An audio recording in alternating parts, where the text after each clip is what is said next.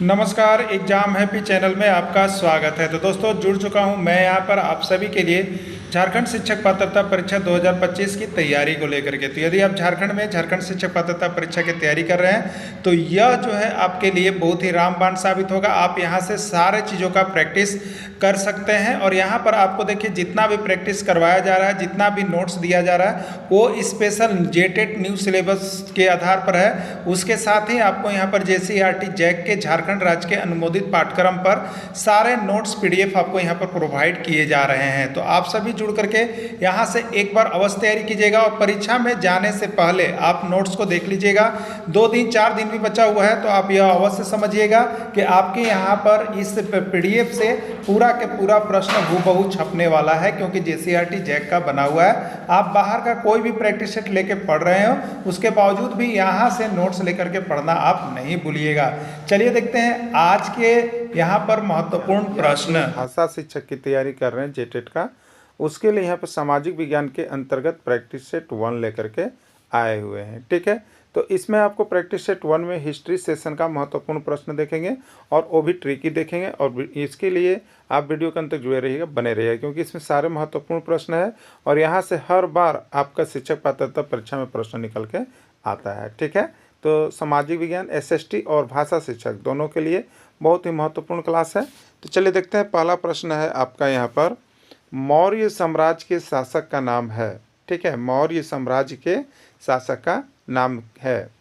पहला है चंद्रगुप्त मौर्य, बिंदुसार, अशोक या सभी। ठीक है, देखिए मौर्य साम्राज्य में जो शासक आए स्थापना से लेकर के अंत तक, उसके शासक का नाम याद रखने का एक ट्रिक है। ठीक है, उसको आप याद रख लीजिएगा तो उससे पता चलेगा कि किसके बाद कौन आया, किसका कौन लड़का था, किसका कौन दादा था, उसके दादा का क्या नाम था। इस तरह का प्रश्न पूछ देता है।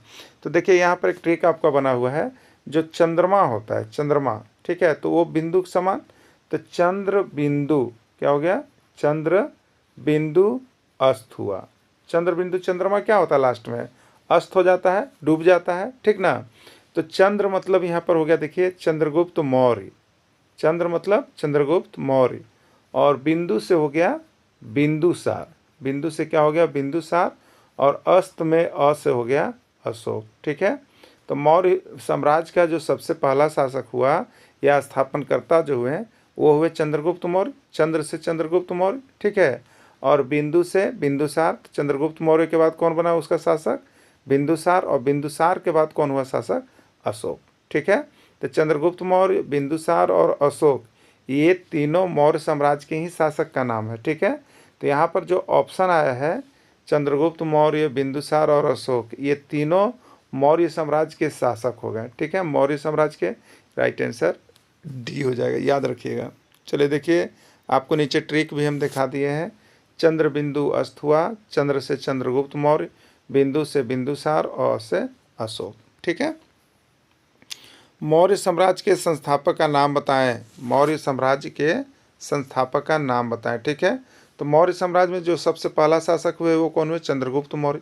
जो पहला शासक हुए वही मौर्य साम्राज्य का संस्थापक माने जाएंगे, तो चंद्रगुप्त मौर्य ही मौर्य साम्राज्य के संस्थापक हो जाएंगे। तो मौर्य साम्राज्य के संस्थापक का नाम चंद्रगुप्त मौर्य होगा, राइट आंसर ये हो जाएगा।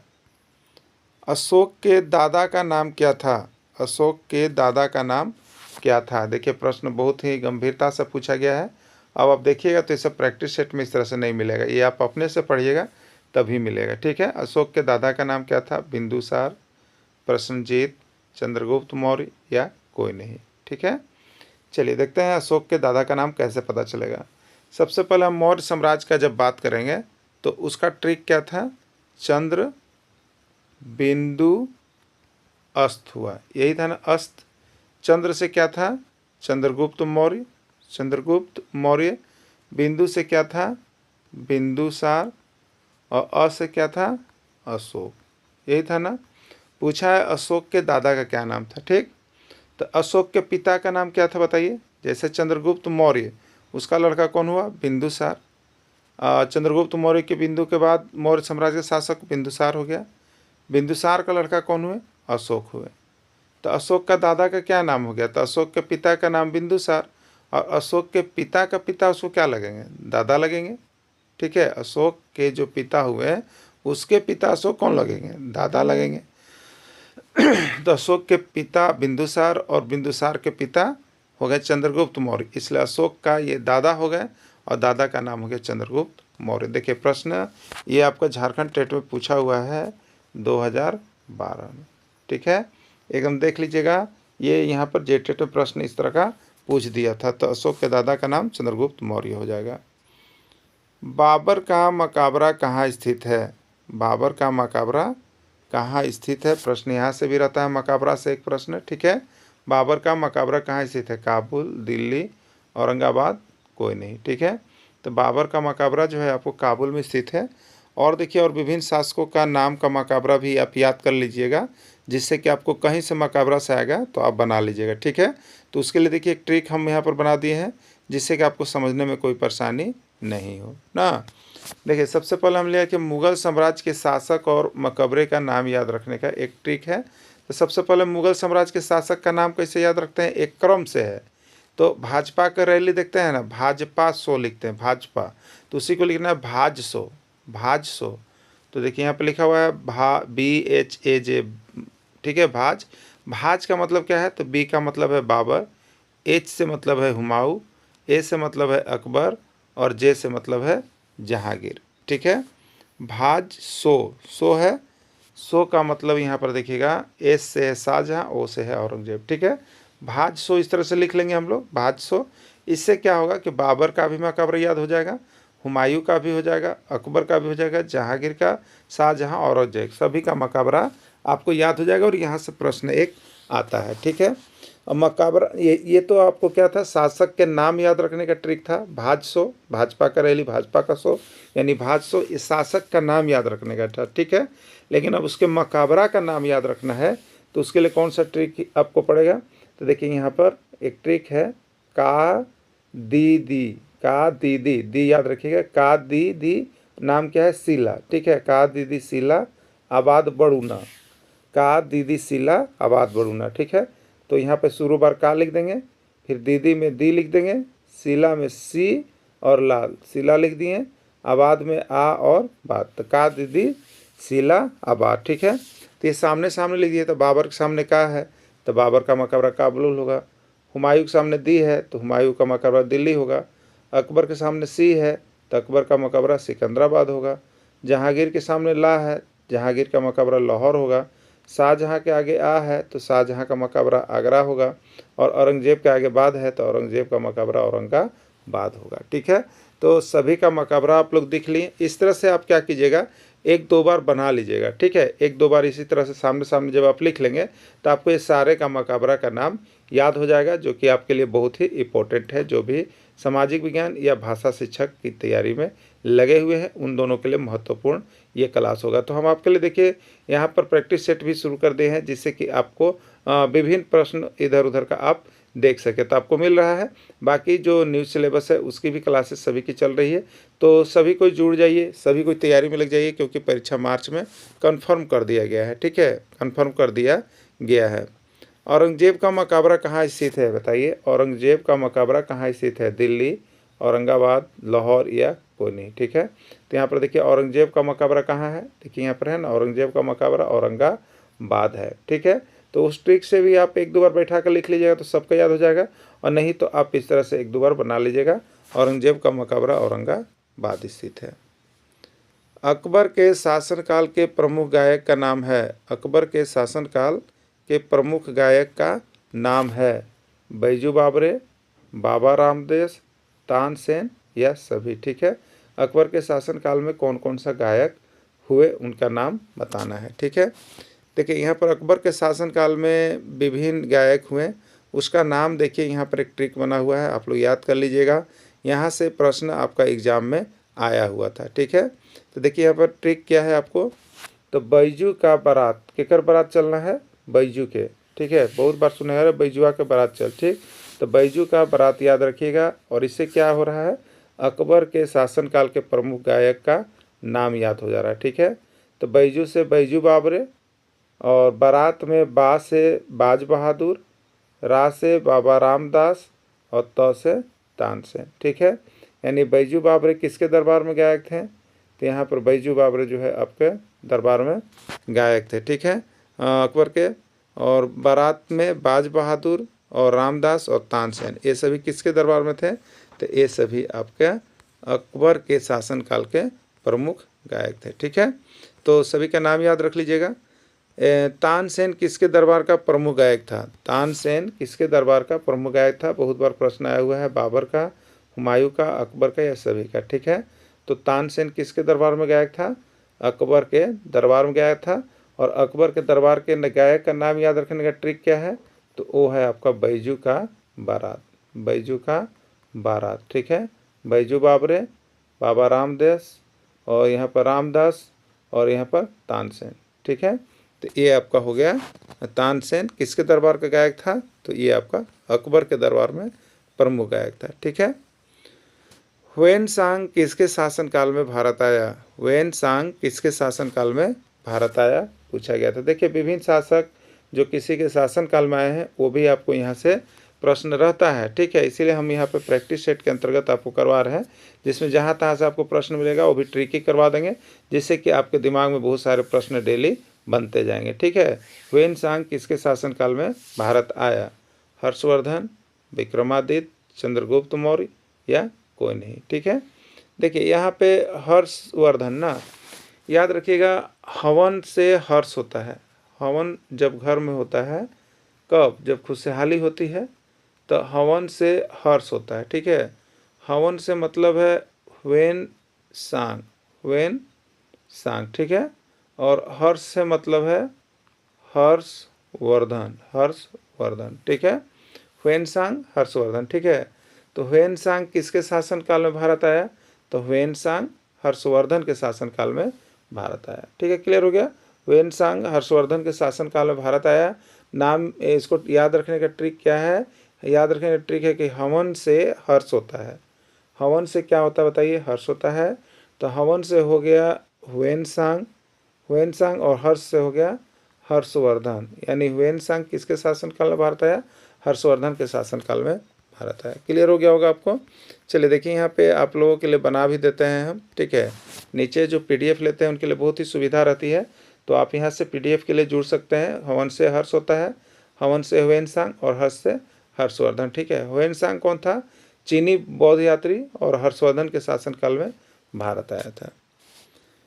कतर की राजधानी कहाँ है? कतर की राजधानी कहाँ है आपको बताना है। दोहा, मनीला, टोक्यो या कोई नहीं, ठीक है। देखिए इसका एक ट्रिक है, कतर दो रिया को, ठीक है, ठीक है।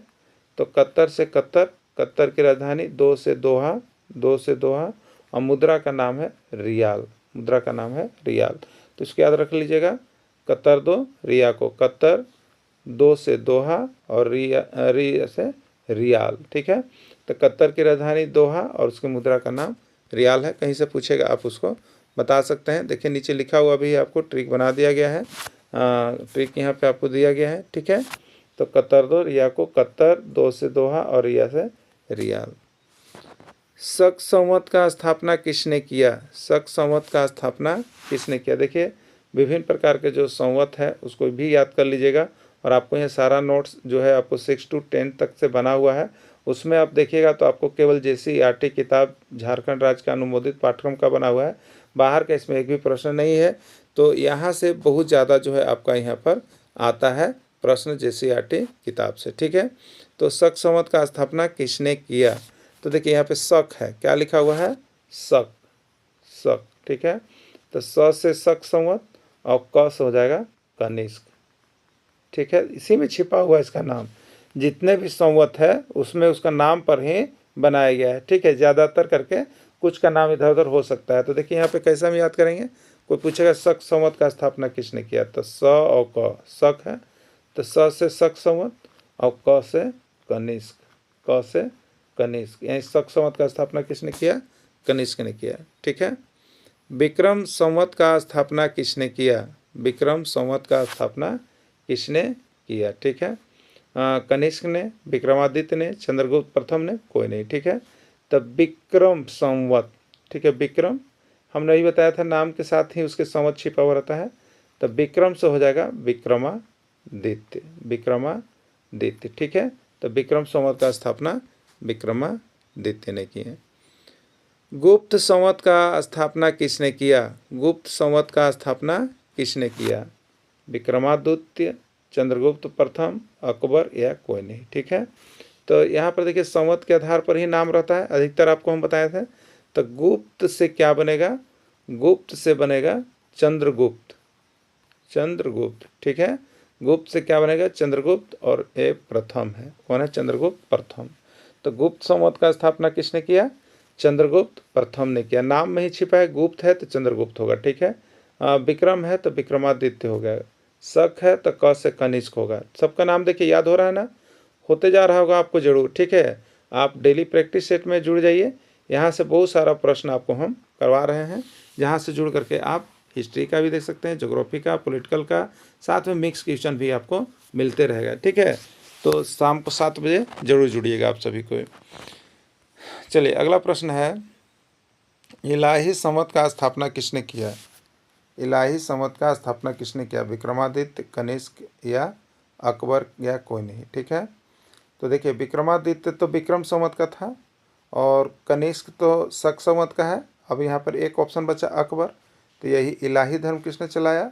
अकबर ने चलाए थे, ठीक है, इलाही अकबर, इसलिए इलाही संवत पर भी अकबर का ही नाम आएगा, ठीक है।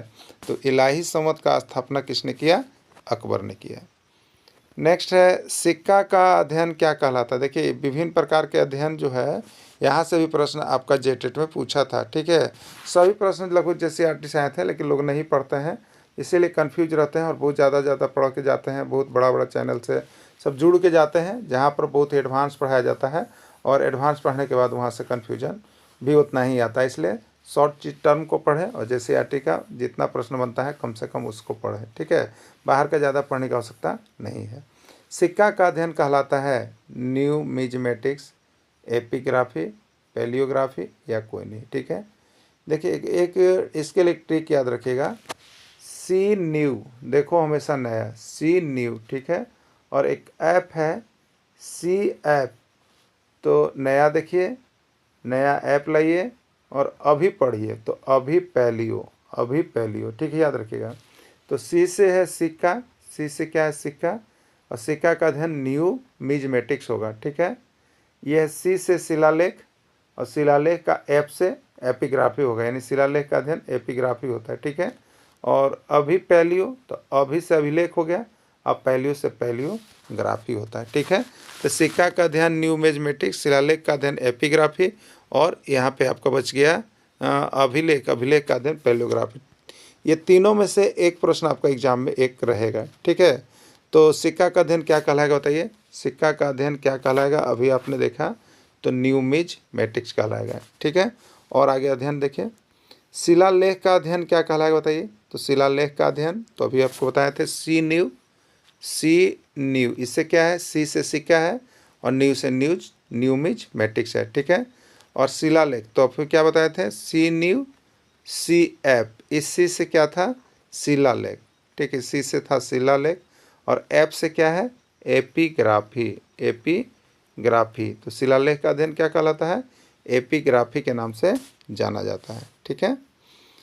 अभिलेख का अध्ययन क्या कहलाता है? अभिलेख का अध्ययन क्या कहलाता है? एपिग्राफी, पैलियोग्राफी, न्यूमिज्मेटिक्स, कोई नहीं, ठीक है। बस देखिए तीनों उसी पे बन गया है, सी न्यू, सी ऐप आ गया ना, सी ऐप, और अभी पैलियो। सी से सिक्का, सिक्का का अध्ययन न्यूमिज्मेटिक्स, सी से शिलालेख, शिलालेख का अध्ययन एपिग्राफी, अभी से अभिलेख, और पैलियो से पैलियोग्राफी, ठीक है। तो ये क्या था? ये शिलालेख का अध्ययन एपिग्राफी, अभिलेख का अध्ययन पैलियोग्राफी, और सिक्का का अध्ययन न्यूमिज्मेटिक्स होगा। तीनों को याद रख लीजिएगा। इसके लिए देखिए आपको नीचे यहाँ पर हमने ट्रिक बना दिया है। सभी कोई जुड़िए, और पीडीएफ तो यहाँ से अवश्य पढ़िए, क्योंकि आपके लिए ये गागर में सागर भर सकता है। और डेली प्रैक्टिस सेट यदि आप करेंगे तो सामाजिक विज्ञान में 100% आपका स्कोर हो जाएगा, जो कि सामाजिक विज्ञान में यदि आप 60 में से यहाँ पर 35 या 40 ले लाते हैं तो आपका स्कोर बढ़ने वाला, मिनिमम इतना आना चाहिए, और मैक्सिमम जितना आप ले जा सकें, ठीक है। तो डेली यहाँ पे क्लासेज के लिए आप जुड़ सकते हैं।